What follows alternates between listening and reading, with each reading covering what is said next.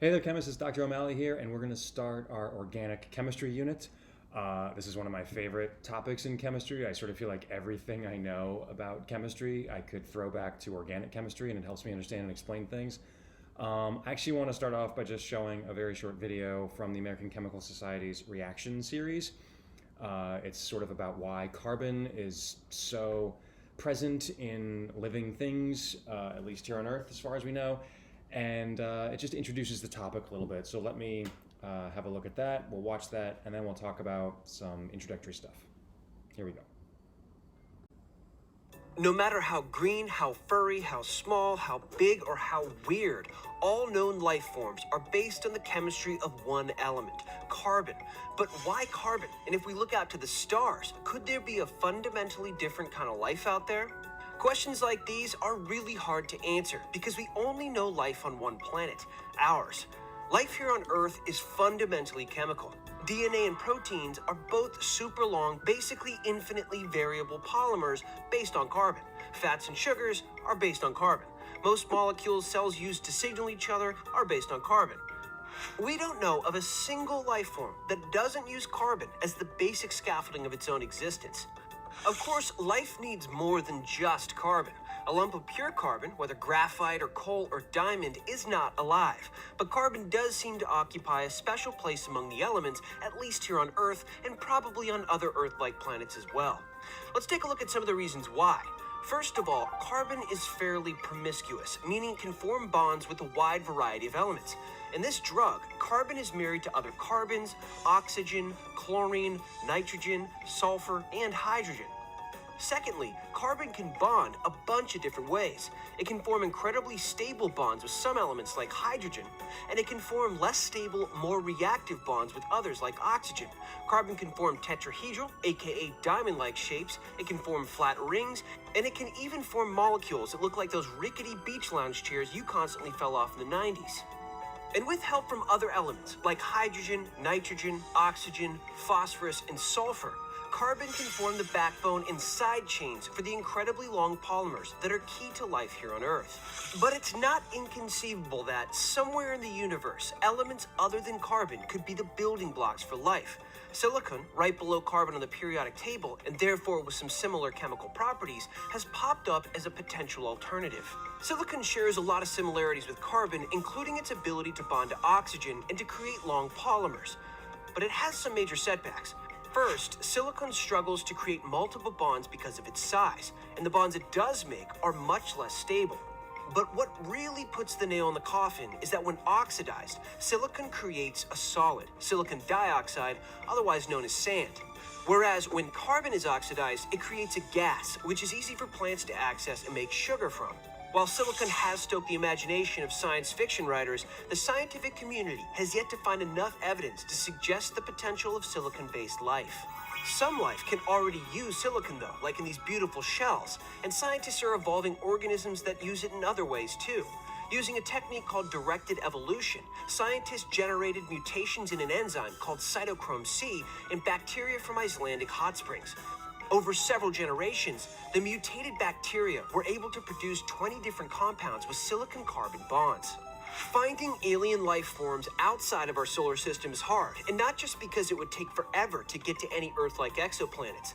In theory, astrochemists can measure different wavelengths of light traveling through an exoplanet's atmosphere to get a sense of what chemicals that atmosphere is made of.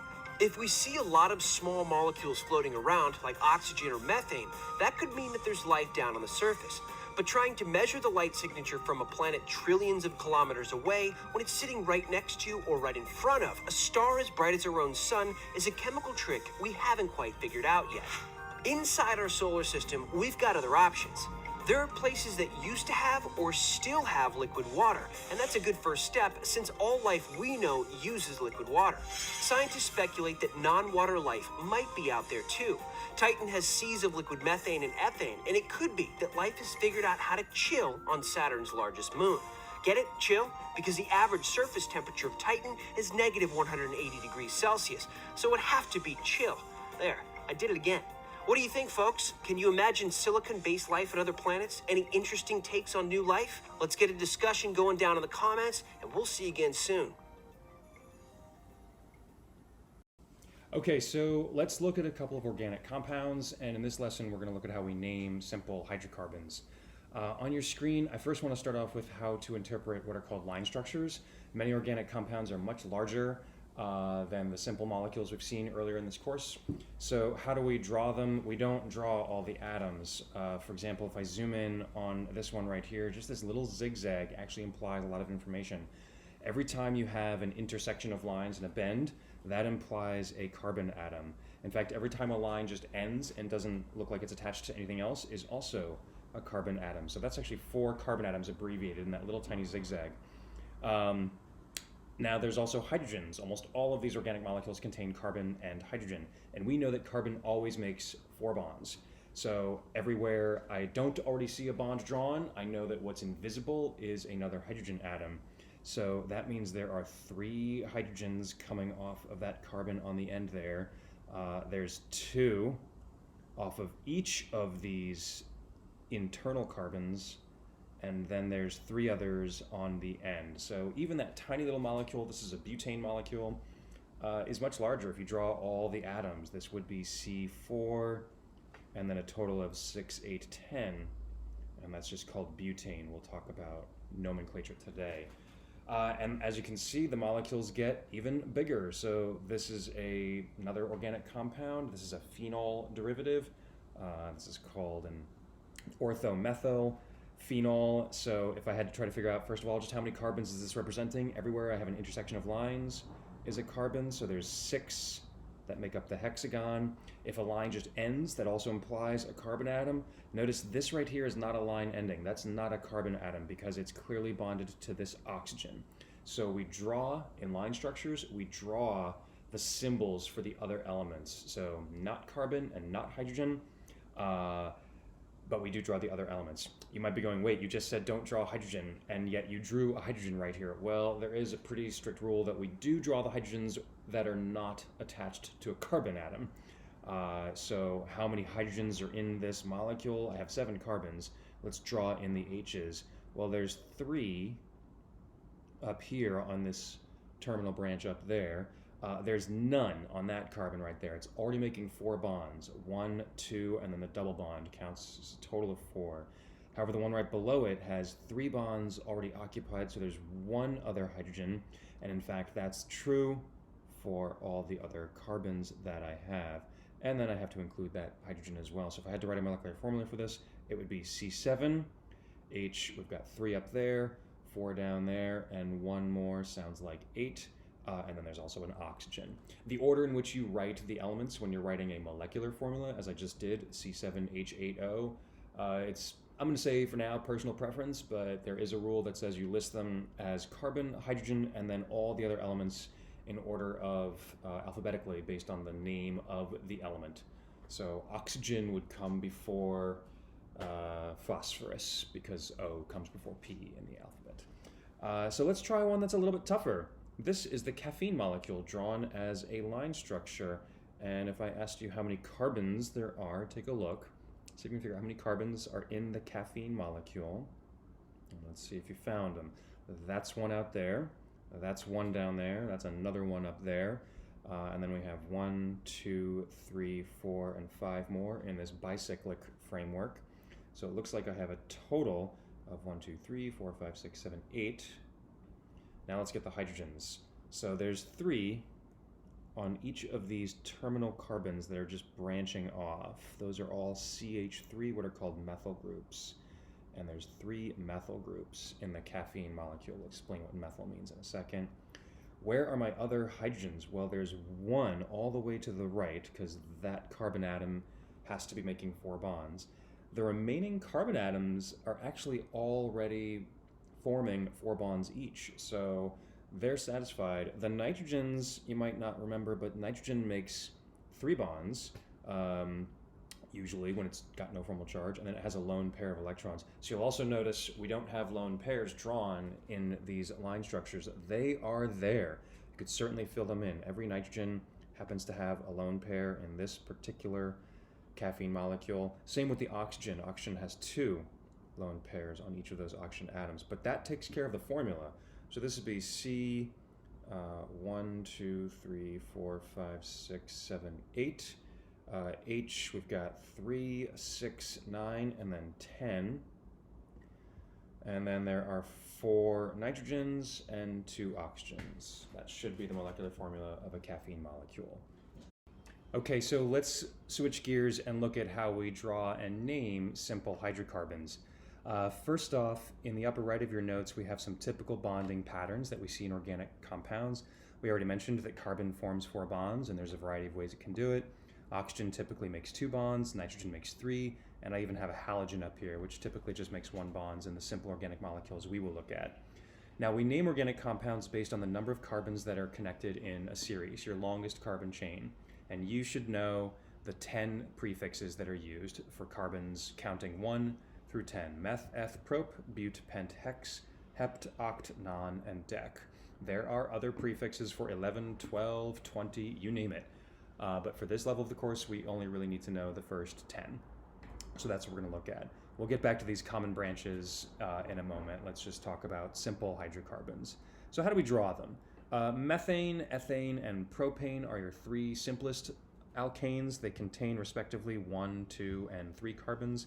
And you might say, oh, a line structure for methane? No problem. I just put a dot, right? That implies 4 bonds to H's and nothing else. No, we don't do that. That looks like a stray mark on a piece of paper. We actually draw out the molecule, which would be a carbon with 4 hydrogens. I'm going to draw it flat, but you should know that's a tetrahedral carbon atom, and it is a 3-dimensional molecule in space. We are representing it on a piece of 2-dimensional paper. Ethane, likewise, you might say, oh, can I do a line structure for that one? That also looks too much like a stray mark on your paper, so we draw this out as well. That's 2 carbons connected in a sequence with 3 hydrogens on each carbon. Once you get to propane, you can draw a line structure for propane. That's perfectly fine. That's just 2 lines connected with a bend. Or you could draw it in a sequence, that's fine too. But hopefully you can tell it's starting to get pretty repetitive and almost tedious to draw in all of these hydrogens, which is why we just don't do it for larger organic compounds. Okay, so how do we name hydrocarbons? Well, we first find the longest connected chain of carbon atoms. We number that chain so that the branches have lowest possible numbers. And once you get to more than 3 carbons, you can have branches, and the branches are named in the same way that the main carbon chain is named.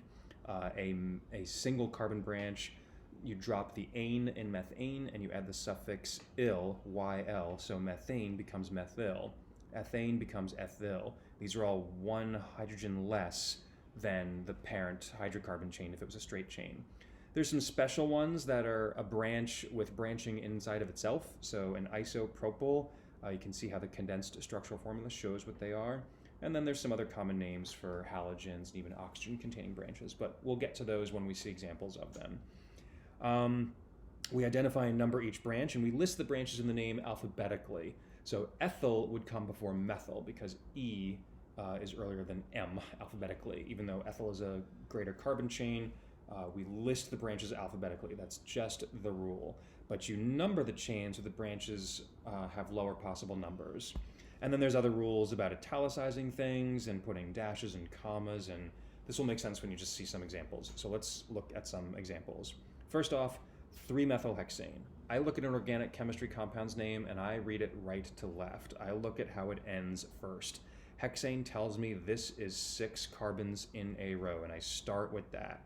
So I count as soon as I put my pen to my paper. 1, 2, 3, 4, 5, and 6. That's 6 carbons. 1, 2, 3, 4, 5, and 6. Now, what's this 3-methyl in front? Well, that means I have a single carbon chain, a single carbon branch, coming off of the 3rd carbon from the end. So let's go ahead and number this chain. 1, 2, 3, 4, 5, and 6. And off of carbon 3, we have a methyl branch, and I draw it just like so.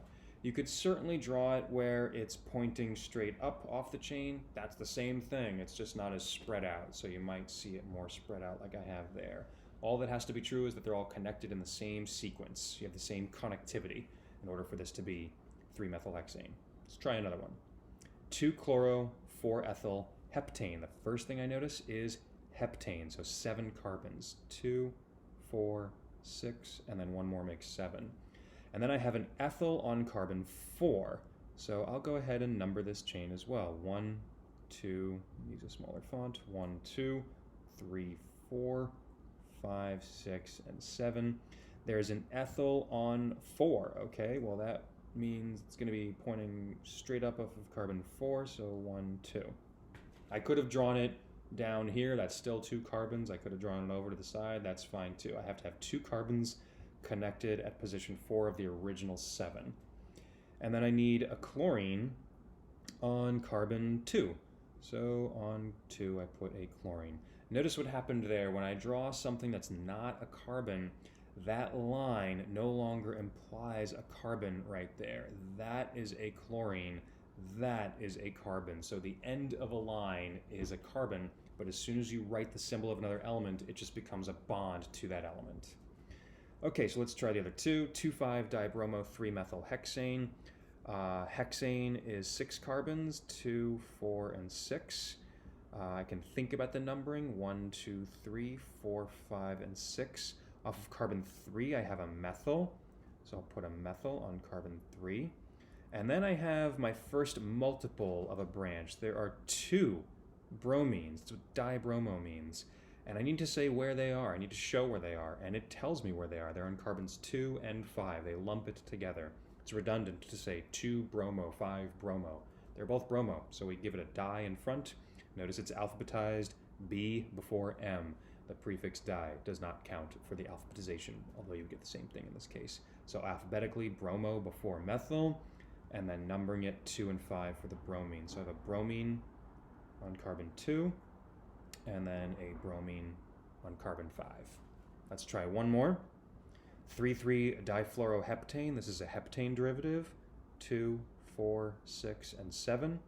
And then I have 2 fluorines on carbons 3 and 3. That's not redundant. Because there are 2 fluorines, I need to say where both of them are. And by listing 3 twice, it tells me they're both on carbon 3. That's exactly the amount of information that I need. So there's a fluorine on carbon 3 and another fluorine on carbon 3. So hopefully those examples give you a little bit better sense of how the names come about. Now let's turn this around. Let's draw some structures and try to come up with what the name should be.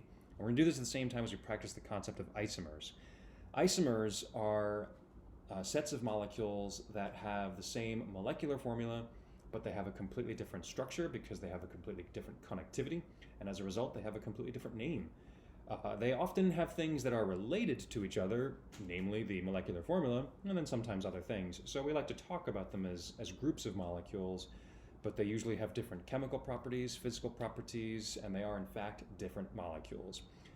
They're actually a whole subset of isomers that we'll get to later called stereoisomers. Those of you in the organic chemistry elective already know what I'm talking about. We are just going to look at what are called structural isomers or constitutional isomers, which really means you're taken apart and put together differently. Imagine taking your arm, detaching it from your shoulder, and reattaching it somewhere else. You're still made of the same building blocks, and on your way to the ER, you can think, oh, I'm an isomer of what I just was. So let's try this. You can't get to isomers until you have 4 carbons or more. So I start with C4H10, and it's telling me there are 2 possibilities for this. They're very nice and told me how many there are. The first one is just 4 carbons in a straight chain. That's called butane.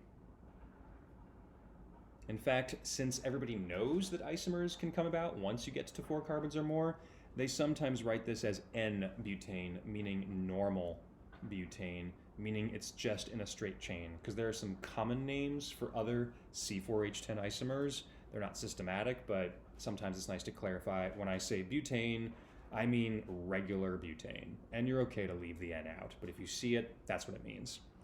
There's another way to do this, and it comes from having 3 carbons in a row and a single 1-carbon branch off of the central carbon. Notice I cannot have 3 carbons in a row and a 1-carbon branch on the end. That's just butane. That's not a different molecule, so I didn't even draw it. What is this molecule that I just drew? Well, this is a 3-carbon chain in a row, so this is a propane derivative. There is a 1-carbon branch. It's a methyl. And then I have to say where the methyl is. Well, along the propane chain, 1, 2, 3, it's on carbon 2. So I put a 2 dash in front of the methyl. And it's actually all one word. I'm snaking it down here, but it would be one word, 2-methylpropane. You put spaces, actually you never put spaces, you put dashes between numbers and letters, and you put commas between numbers. But it's okay, just in the interest of space, I'm going to keep that down there. Let's try another one. C5H12. The first one must be 5 carbons in a row, 2, 4, and 5. That is regular pentane, normal pentane. Let's try 4 carbons in a row, 2 and 4.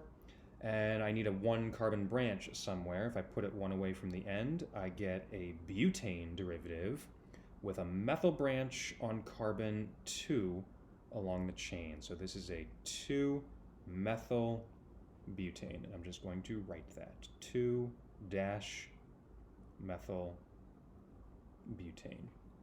And it says there's one more. Now don't be fooled, it is not a butane derivative with a methyl on carbon 3. That's an incorrectly named molecule. This is not 3-methylbutane, this is still 2-methylbutane, because you always count from whichever end of the chain you need to, so that you get to the branches and get lower numbers for now. This changes a little bit with functional groups, but for now that's the rule.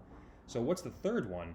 The third one is actually a propane derivative. It's 3 carbons in a row, and you have 2 single carbon branches coming off of the central carbon. So this is a propane with a methyl on carbon 2 and another methyl on carbon 2. So we get 2, 2 dimethyl propane. And those are the 3 possibilities for C5H12. Let's do one more and then I'll let you practice. C3H6, much smaller molecular formula. Well, C3 has to be 3 carbons in a row, so I'll start with that. But this is not the correct molecular formula. This is the first example where we actually have to share more electrons in our structure. Go back to the rules for line structures. This would have 3 hydrogens on the carbon on the right, 3 carbons with the 3 hydrogens with the carbon on the left, and 2 hydrogens with the carbon in the middle. That's C3H8, which is not what we want. We want fewer hydrogens. We already drew C3H8 up at the top of your notes. So how do I get rid of 2 hydrogens? You need to share more electrons and create a double bond. That's one way to do it. This used to be propane, and this is our first example of a functional group. You lose the ane and you turn it into an ene, because this is called an alkene. We're going to get to functional groups a little bit later, but here's just a sneak preview of what this is.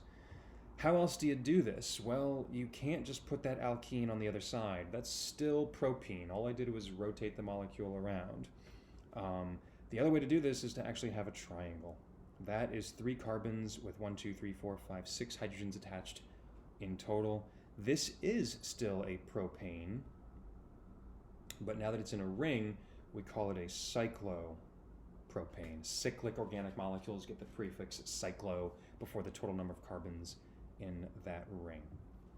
Okay, so given those, I'd like you to hit pause and see if you could try the last one, C6H14. There are 5 different isomers for this. See if you can draw the 5 different line structures and really challenge yourself. See if you can come up with the names of those 5 compounds. If you've done it correctly, you will have 5 different names for the 5 different compounds. Try that now. Okay, let's see how you did. So C6H14, I'll start with 6 carbons in a row, 2, 4, and 6. That's just going to be hexane or N-hexane. Now let's try 5 carbons in a row. That'd be 2, 4, and 5. I need 1 more carbon so I can make a methyl branch. This would be 2-methylpentane. That's actually not the only pentane derivative. There are others. I could start with a pentane and put a single methyl off of the very center of that chain. This is 3-methylpentane. And that's it for the pentane derivatives. Let's go to butane. I could draw 4 carbons and then put 2 methyls, 1 on one carbon from the end, 1 on the other carbon coming from the other end. Let's think about how to name this one. This is a butane derivative There's a methyl on carbon 2 and a methyl on carbon 3. So this is a 2,3-dimethyl butane. And the last one is also a butane derivative with 2 methyl branches. They're coming off of the same carbon in the middle of the chain. And you get 2,2 dimethyl butane. Now, if you actually did pause this and you came up with something different, I'll bet the most common one, or one of the most common ones that you might have come up with, and you're going, wait, what about this one? Many times I see this as a possibility. Wait, can't I have 2-ethyl butane? And unfortunately, no, you can't. This has been named incorrectly. That structure is actually already drawn farther to the left. It's right there. That is 3-methyl pentane, simply drawn differently. If you count, this would be 1, 2, 3, 4, 5.